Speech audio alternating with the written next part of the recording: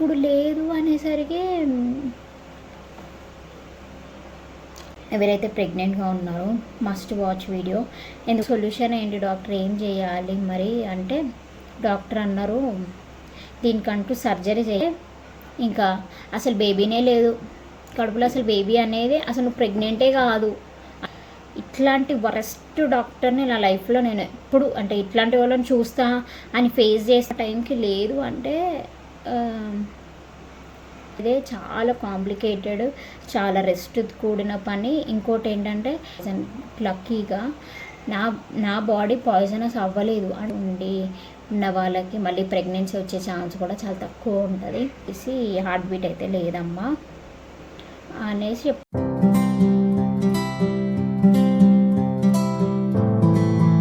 Hello guys, welcome back to my channel. ఈ వీడియోలో నేను చెప్పాలనుకుంటుంది ఏంటంటే మెయిన్గా నాకు డిఎన్సీ సర్జరీ గురించి చెప్పాలనుకుంటున్నాం. ఇప్పుడు ప్రెగ్నెంట్గా ఉన్న వాళ్ళు ఎట్లా టేక్ కేర్ చేసుకోవాలి మిస్క్యారీ అవ్వకుండా అన్నది నా ఎక్స్పీరియన్స్ నేను చెప్పాలనుకుంటున్నాను. నాకు వచ్చేసి మా ఫ్యామిలీలో అసలు ఎవరికి డిఎన్సీ అన్న సర్జరీ గురించి కానీ అసలు అట్లా అవుతుందని కానీ అసలు ఎందుకు అవుతుంది అన్న దాని గురించి కానీ ఎవ్వరికి ఏమీ తెలియదు. నాకే ఫస్ట్ జరిగిందిలా. వాళ్ళు కూడా చాలా షాక్ అయ్యారు, ఇలా కూడా జరుగుతుందా అన్నది మాట్లాడారనమాట. ప్రెగ్నెన్సీస్ ఉన్న వాళ్ళకి డిఎన్సీస్ అనేది కామన్ అయిపోయింది. బట్ ఆ డిఎన్సీ సర్జరీ అనేది ఏంటి, అసలు ఎందుకు జరుగుతుంది, దాని కాజెస్ ఏంటి, అసలు దాన్ని మనం ఎలా మిస్క్యారీ అవ్వకుండా ఎలా మనం ప్రెగ్నెన్సీని కాపాడుకోవాలని అన్నది ఈ వీడియోలో నేను చెప్పబోతున్నాను. ఎవరైతే ప్రెగ్నెంట్గా ఉన్నారో మస్ట్ వాచ్ వీడియో. నాకు ఎలా ఉండే అన్నది మాత్రమే నేను చెప్పాలనుకుంటున్నాను. ఎందుకంటే ఒక్కొక్కరి బాడీ ఒక్కొక్కలా ఉంటుంది, ఒక్కొక్కరి లైఫ్ స్టైల్ ఒక్కొక్కలా ఉంటుంది కదా. సో నాకు ఎలా జరిగిందంటే నేను కన్సీవ్ అయిన విషయం నాకు తెలిసింది. కన్సీవ్ అయినాక నేను గైనెక్కి దగ్గరికి వెళ్ళి చెక్ చేయించుకుంటే అంత బాగుంది అన్నారు. 6 వచ్చాక హార్ట్ బీట్ కోసం వెళ్ళాలి కదా చెకప్కి. స్కాన్కి వెళ్తే హార్ట్ బీట్ ఉంది మంచిగా, బేబీ కూడా అప్పుడే ఫీటర్స్ కూడా మంచిగా గ్రో అవుతుంది అండ్ హార్ట్ బీట్ కూడా మంచిగా ఉంది అని అంతా బాగుంది అని ఉండే. బట్ బాగానే ఉంది అనుకున్నా నేను. తర్వాత అంత క్యాజువల్గా డైలీ కుక్ చేసుకోవడం, తినడం, మంచిగా ఒక లైఫ్ స్టైల్ బాగానే నడుస్తుంది అన్న మూమెంట్లో నాకు 3rd మంత్ ఎంటర్ అయిపోయిన. 3rd మంత్ కూడా ఎండింగ్కి వచ్చేసింది అనమాట. 3rd మంత్ కూడా ఎండింగ్కి వచ్చేసిన టైంలో ఎన్టీ స్కాన్ సజెస్ట్ చేసిండే మేడం. సో ఎన్టీ స్కాన్కి అయితే వెళ్ళిపోయాము.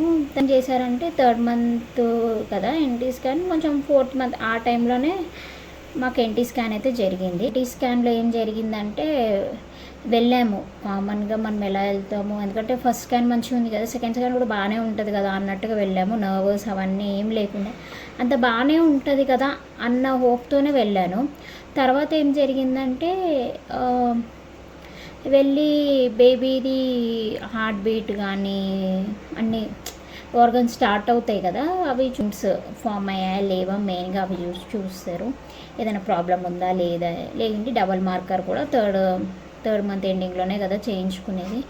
సో నాకు ఎన్టీ స్కాన్లో ఏం జరిగిందంటే డాక్టర్ చాలాసేపు చెక్ చేశారు. లైక్ ఎంత అంటే ఆల్మోస్ట్ ఒక 20 to 30 మినిట్స్ పట్టింది స్కాన్కి. నార్మల్గా ఎన్టీ స్కాన్ అంత టైం అయితే పట్టదు, బట్ నాకు అంత టైం పట్టింది. ఎందుకు పట్టిందో నాకు తెలియదు. నేను మామూలుగానే ఉన్నా. మీకు ఫస్ట్ స్కాన్ మంచిగానే ఉందా, బేబీదంతా బాగుందా అని అన్నారు. నేనేమో నాకేం అర్థం కాలేదు. బాగుంది డాక్టర్, ఏమైంది, ఏదైనా ప్రాబ్లమా అని అడిగాను. ప్రాబ్లమా అంటే అవును అన్నాడు. ఏమైంది అనేసరికి ఆయన చెప్పట్లేదు. లైక్ నాకు చెప్పడానికి ఆయన చెప్పలేదు, ఎందుకు చెప్పలేదో నాకు తెలియదు. కొంచెం తడబడతా ఉన్నాడు. మళ్ళీ ఒక 15 మినిట్స్ చెక్ చేశాడు. 15 మినిట్స్ చెక్ చేశాక కూడా నాకేం చెప్పట్లేదు. నాకేం చెప్పకపోయేసరికి నాకు ఇంకా డౌట్ వచ్చేసింది, ఏందో అయింది, సంథింగ్ ఇష్యూ అయితే ఉన్నట్టుంది అని డౌట్ పడుతూనే ఉన్నాము. డాక్టర్ వచ్చేసి హార్ట్ బీట్ అయితే లేదమ్మా అనేసి చెప్పాడు. అసలు నాకేం అర్థం కాలే, షాక్లో ఉండే. లైక్ ఏంటి అసలు ఏం జరుగుతుంది, హార్ట్ బీట్ లేకపోవడం ఏంటి, మొన్నటి వరకు మంచిగానే ఉంది కదా నాకు ఆకలి ఉన్నది, మంచిగా తింటున్నా, మంచిగా మెడిసిన్స్ వేసుకుంటున్నా కదా, ఇంకేమవుతుంది నాకు అర్థం కావట్లేదు. డాక్టర్ వచ్చేసి హార్ట్ బీట్ అయితే లేదమ్మా అని మళ్ళీ అన్నాడు. నాకు అసలు నా బ్రెయిన్ అసలు పని చేయలేదు, ఎందుకంటే it's a first pregnancy to మీ.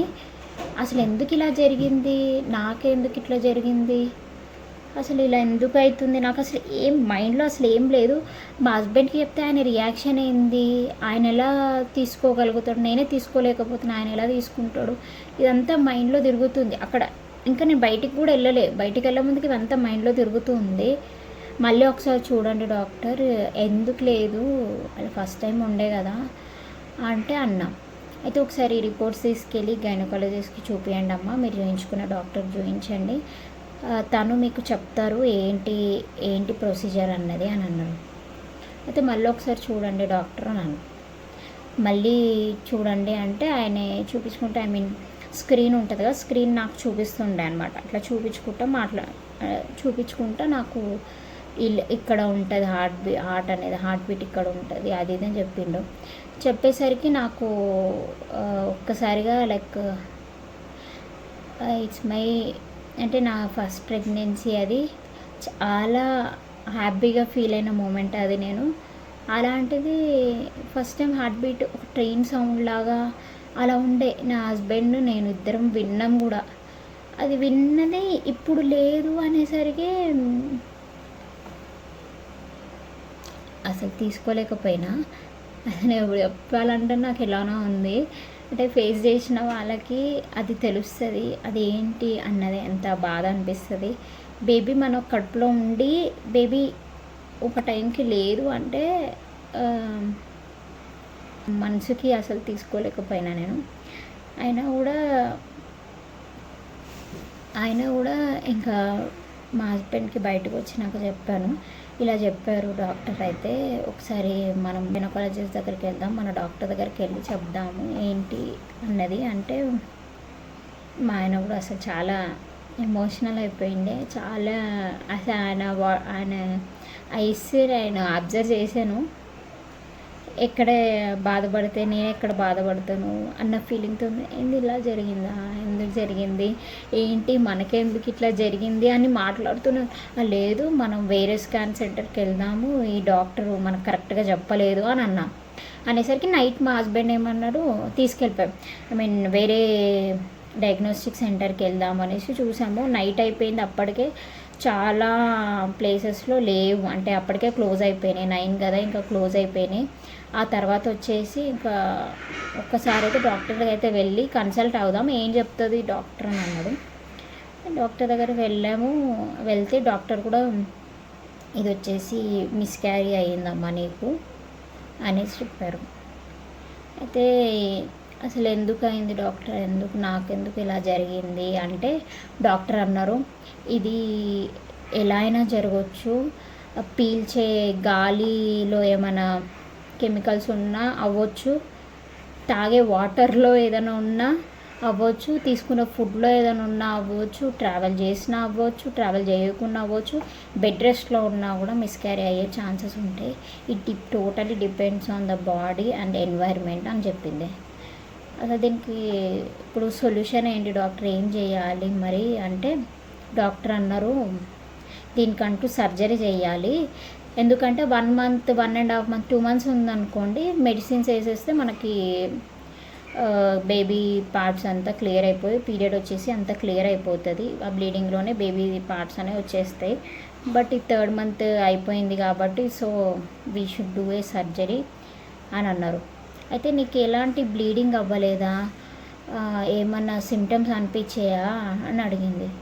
నాకు బ్లీడింగ్ అయిపోయిందంటే ఇంకా బేబీ మన కడుపులో లేదు, కొలాప్స్ అయినట్టే అని మనకి ఒక సిమ్టమ్. బట్ నాకు అలాంటి ఏ సిమ్టమ్ లేదు, నేను మంచి మెడిసిన్ వేసుకుంటున్నా, నా పని నేను చేసుకుంటున్నా, నా లైఫ్ స్టైల్ నాది నడుస్తూనే ఉండే.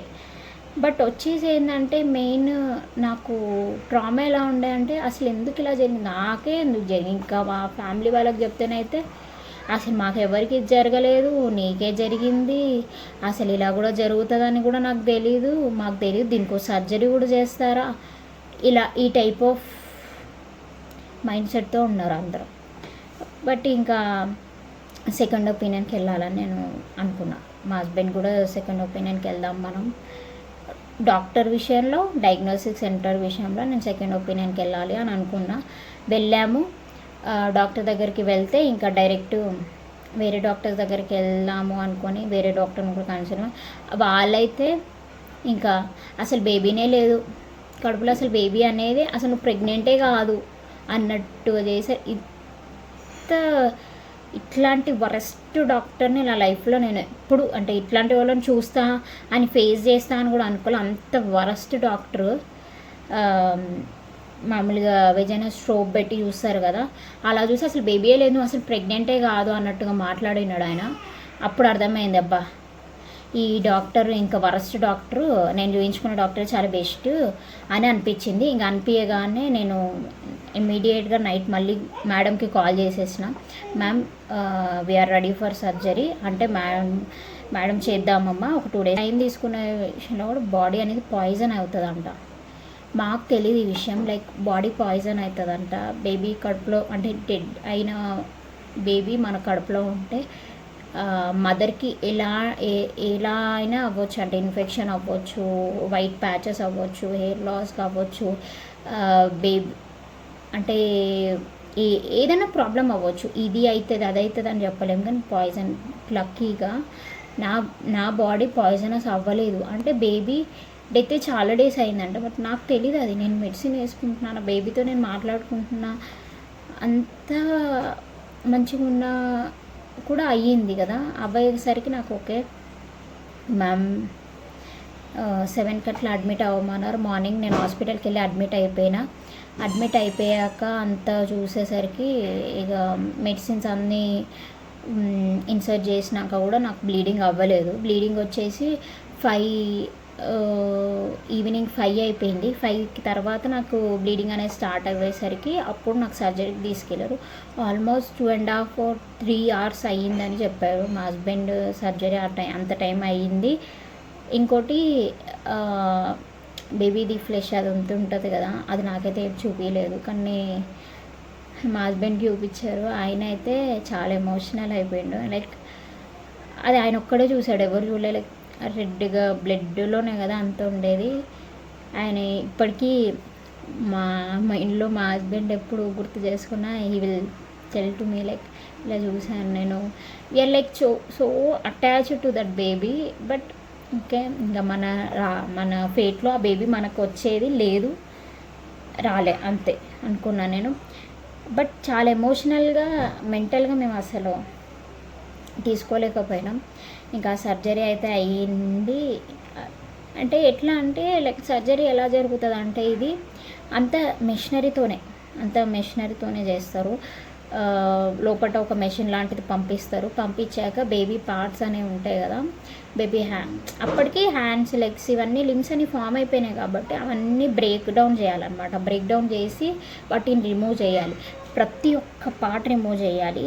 ఇంత ఒక అంతా ఉన్న మదర్కి, అంటే నాకు ఏమైనా అవ్వచ్చు, అందుకోసం కంపల్సరీగా అసలు చాలా కాన్సన్ట్రేట్ చేసుకుంటూ చేస్తారంట ఈ సర్జరీ కూడా. అది అంత ఈజీ సర్జరీ అయితే కాదు, ఇది ఒక డెలివరీ అయ్యేదానికంటే ఎక్కువ అంట.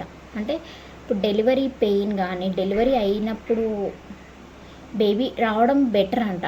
ఈ సర్జరీ అనేది చాలా కాంప్లికేటెడ్, చాలా రెస్ట్ కూడిన పని. ఇంకోటి ఏంటంటే ఈ డిఎన్సి సర్జరీ అయిన వాళ్ళ బాడీ కూడా సెన్సిటివ్ అయిపోతుంది. నెక్స్ట్ డెలివరీ అవ్వాలన్నా, ఏది అవ్వాలన్నా కూడా చాలా సెన్సిటివ్ అయిపోతుంది అంట బాడీ.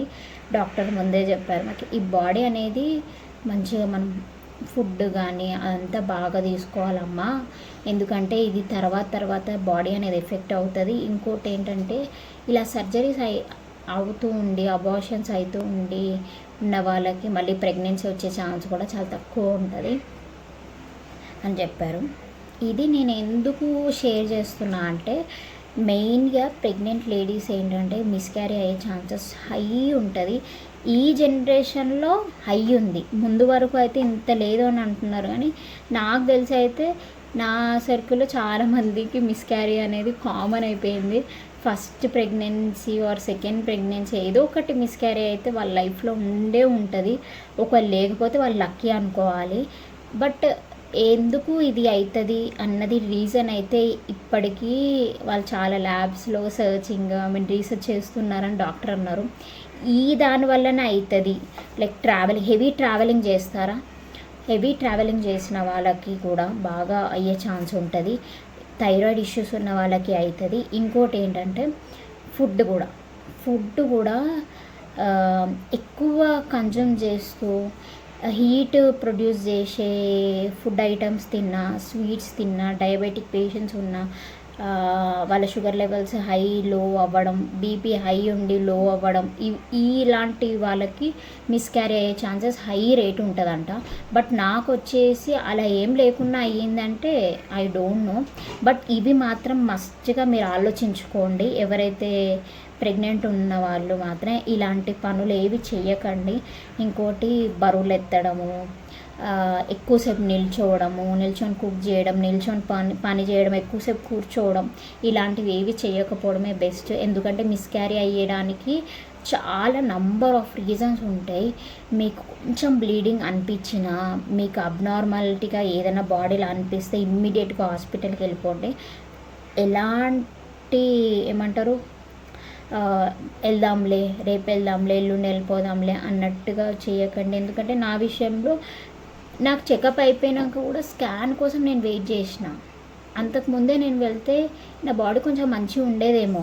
నేను చేసిన మిస్టేక్ అయితే మీరు చేయకండి మెయిన్గా. ఎందుకంటే నెగ్లెక్ట్ అయితే చేయకండి. అది ఫుడ్ కానీ, ట్రావెల్ కానీ, ఏ కాజ్ అయినా ఏదైనా అనిపిస్తే ఇమ్మీడియట్గా హాస్పిటల్కి వెళ్ళిపోవడం బెస్ట్. వెళ్ళి చెక్ చేసుకొని డాక్టర్ ఓకే అంత బాగుంది అంటేనే, ఈవెన్ మీరు ట్రావెల్ చేయాలనుకున్నా కూడా డాక్టర్ని అడిగి ట్రావెల్ చేయండి. ఎందుకంటే మనం ఏ చిన్న మిస్టేక్ చేసినా అది బేబీకి ఎఫెక్ట్ అవుతుంది. ఈ 9 months మోసి బేబీని కనేంత వరకు, బేబీ మన చేతిలో వచ్చేంత వరకు మనకు నమ్మకం ఉండదు. ఎందుకు ఈ విషయం చెప్తున్నా అంటే స్ట్రెస్ చేసి ఫేస్ చేసిన వాళ్ళకి ఇది బాగా తెలుస్తుంది. బేబీ లేక ఐవీఎఫ్ ట్రీట్మెంట్లని చేయించుకుంటున్నారు. ఇంకా పీసీఓఎస్ ప్రాబ్లం వల్ల, థైరాయిడ్ ప్రాబ్లం వల్ల అసలు ప్రెగ్నెన్సీ రావట్లేదు ఒక్కొక్కరికి. అందుకోసం చెప్తున్నా, మరి అయిన ప్రతిసారి ఎమోషనల్గా చాలా వీక్ అయిపోతాం. ఎందుకంటే బేబీ హార్ట్ బీట్ విని లేదు అనేసరికి తీసుకోలేం, బాడీ అనేది తీసుకోలేదు. అందరికీ ఫ్యామిలీ సపోర్ట్ ఉండాలని లేదు, హస్బెండ్ సపోర్ట్ ఉండాలని లేదు కదా. కొంతమంది సపోర్ట్ ఇవ్వకుండా ఉంటే మెంటల్గా చాలా డిస్టర్బ్ అయిపోయిన వాళ్ళు చాలామంది ఉంటారు. కాబట్టి నా విషయంలో మా హస్బెండ్ చాలా మోటివేట్ చేసి, లేదు నెక్స్ట్ అంత బాగా జరుగుతుందిలే, మనము కొంచెం గ్యాప్ తీసుకుందాం, ఒక 1 year గ్యాప్ తీసుకుంటే అంత సెట్ అయిపోతుంది, హెల్త్ అంతా సెట్ చేసుకో, ఫస్ట్ నీ హెల్త్ ఇంపార్టెంట్, తర్వాతకే బేబీ అని మోటివేట్ చేయడం వల్ల నేను కొంచెం తొందరగా ఆ ట్రామాల నుంచి బయటికి వచ్చాను. ఇలా చెప్పేవాళ్ళు కూడా ఉండకపోవచ్చు, మీ లైఫ్లో ఉండకపోవచ్చు. కాబట్టి ప్రతిదానికి స్ట్రాంగ్గా ఉండండి. మదర్ అంటేనే స్ట్రాంగ్ ఉమెన్. అసలు అంత స్ట్రాంగ్గా మెన్ కూడా ఉండలేరు. కానీ ఒక్క విషయం ఆలోచించండి, మిస్క్యారీ అవ్వకుండా మీ బాడీని నమ్మి, మీ బాడీకి మంచి డైట్ ఫుడ్ తీసుకోండి, హెల్తీగా ఉండేటట్టు చూడండి. Coconut water, even pregnancy plan చేస్తున్నా కూడా మీరు కోకోనట్ వాటర్ కానీ, డ్రై ఫ్రూట్స్ కానీ, మిల్క్ కానీ ఇవి బాగా తీసుకోవడానికి ట్రై చేయండి. లీఫీ వెజిటేబుల్స్, మంచి క్యారెట్, బీట్రూట్ ఇలాంటివి ఇంక్లూడ్ చేయండి. మీరు ఏవైతే వెజిటేబుల్స్ ఎప్పుడు తింటారో దాంట్లో మంచి ఇంక్లూడ్ చేసుకొని తినండి. ఎందుకంటే ప్రెగ్నెన్సీ రాక బయట ల్యాక్స్లో ఖర్చు పెడుతున్నారు. సో అంత ఖర్చు పెట్టి మెడిసిన్ కొనే బదులు మన ఫుడ్ డైట్ మార్చుకుంటే best. Small exercises, yoga, meditation చేసుకుంటే బాడీ కూడా రిలాక్స్గా హాయిగా ఉంటుంది. ఇవైతే ప్రెగ్నెంట్ కావాలనుకున్న వాళ్ళకి అండ్ మిస్క్యారీ అవ్వకుండా ఉండడం కోసం ఈ వీడియో, ఎస్పెషల్గా ఈ వీడియో ఎవరైతే ప్రెగ్నెంట్ ఉన్నారో కంపల్సరీ వాళ్ళకి షేర్ చేయండి. It will be most useful to every pregnant women out there. ఈ వీడియో కనుక మీకు నచ్చినట్లయితే please do like, share and subscribe.